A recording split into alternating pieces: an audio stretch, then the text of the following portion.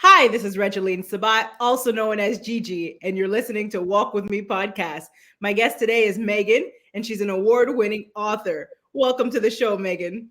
Thank you for having me. I've been looking forward to this conversation all week. Likewise, it's such an honor to have you here today. Now, why don't you start off by telling us more about you and where are you from? I'm from Mississippi, and I'm currently living in Mississippi as well. I actually grew up here for the most part. My family's originally from Kentucky, and I grew up here and went to school here. Went to Mississippi State University, and left for a long time to kind of find myself, and decided to come back in 2010, and have been back here for 12 years, which is really hard to believe. So anyway, I am in Mississippi, and you're in Florida, right? Yes, ma'am. Yeah. I love it. Very powerful. Now, Meagan, tell us a little bit more about your books. Yeah, well, I have 3 books. My first book is called Creating Your Heaven on Earth, and I published that in 2008. And it was always my dream to be a speaker and writer. And so I set out to do that. My last 8-to-5 job was in 2008. So I've been kind of grinding my own business and doing my own thing since that book was published. It was a very scary step to take. And actually, I remember moving to Mississippi in 2010 with $100 in my pocket and with my now wife, and starting over and starting businesses and just hustling all these years to do what we want to do and live the life we want to live. So that book was really the impetus that set me on that path to create my own heaven on earth. It was like I wrote myself forward. And then my second book was in 2014. It's called Courage, Agreeing to Disagree is Not Enough. And this is one that we talked about last week a little bit, that the topic is always relevant, especially during our divisive culture right now and hard conversations that everyone's having to have or really need to have.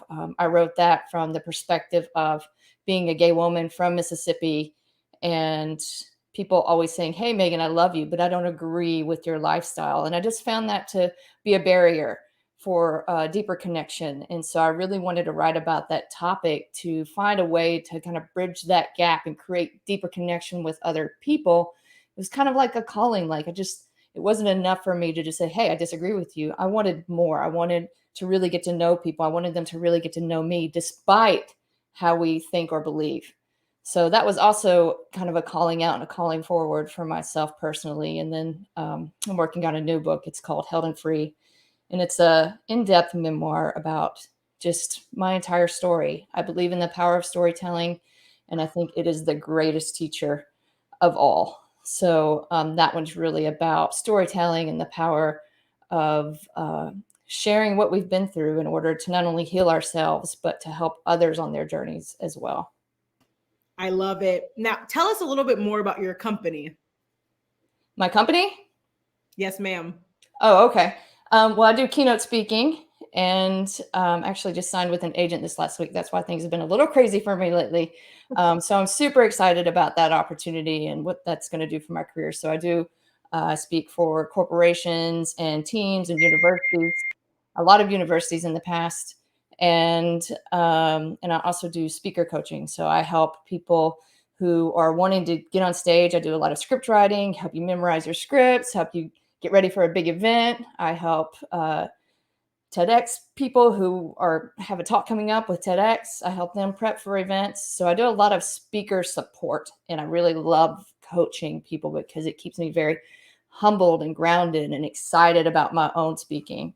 But it's a ton of fun. Very powerful. Now, Meagan, how much does your faith mean to you? Everything. That's a really good question.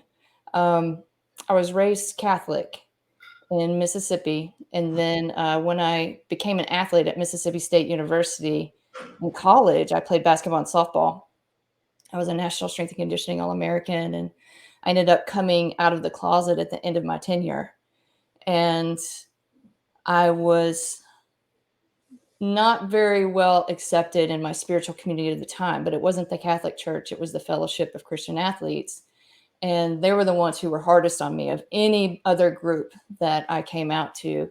And so my faith really shifted at that point. I wasn't sure what my place was or if that's the kind of faith that I wanted to have. So that's why I left Mississippi and really started looking at other ways of thinking and seeing the world. But God has always been a very important part of who I am. And so over the years, I've developed different language for it. And my connection to God is everything to me. It is what keeps me grounded in being a mom and being a wife and, in my household and my work and my relationships. It is the one connection that if it is missing, everything is awry. I love it. Now, Meagan, tell us a little bit more about the major challenge that you had to overcome in your life.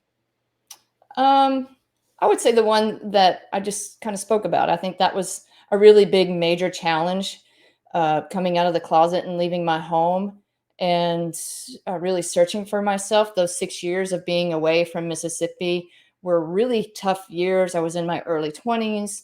I was trying to find myself in my career. I was trying to find myself in who I was and my faith, and everything about my journey just seemed very confusing. I got into a really bad relationship, which led me to a point where I just felt very desperate and alone and unsure about my future and what I wanted.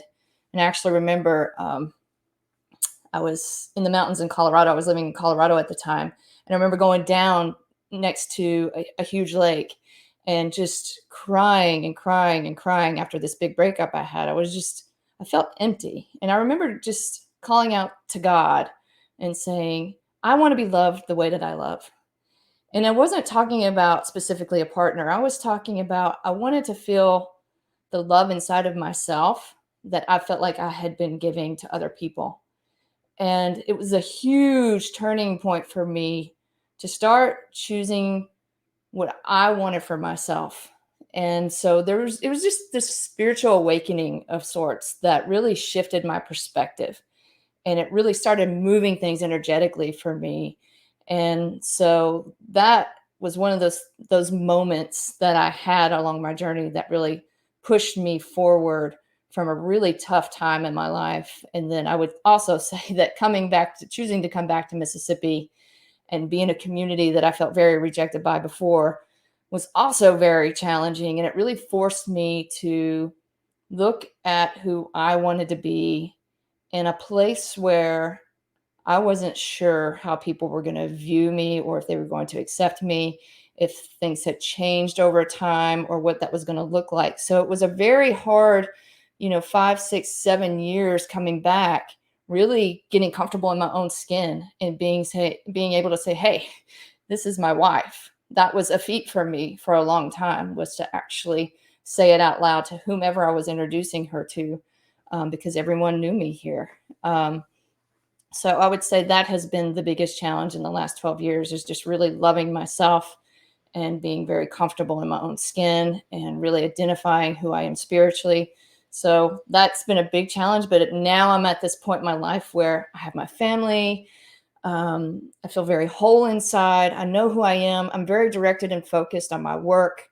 And everything just feels very, I don't want to say content, because I like to be challenged all the time, but it is kind of content. So. Excellent. Now, Meagan, what is your best advice to the audience for walking with purpose and living a life of happiness? I would say loving yourself, taking that time to do that hard work, and just being honest with who you are and make choices from your heart that you really believe are true for you. Because I feel like a way is always made when you choose what's in your heart. And my 3-year-old always says, God is in my heart. And I believe that too, that whatever is inside of you is is the voice of God. It's the voice of spirit. It's the voice of the universe saying, take this path. And I have always known since a little child that if that's what I did, that I would find my peace, my inner freedom. Amen. Now, Meagan, where can the audience find you? You can find me on my website at meaganonan.com.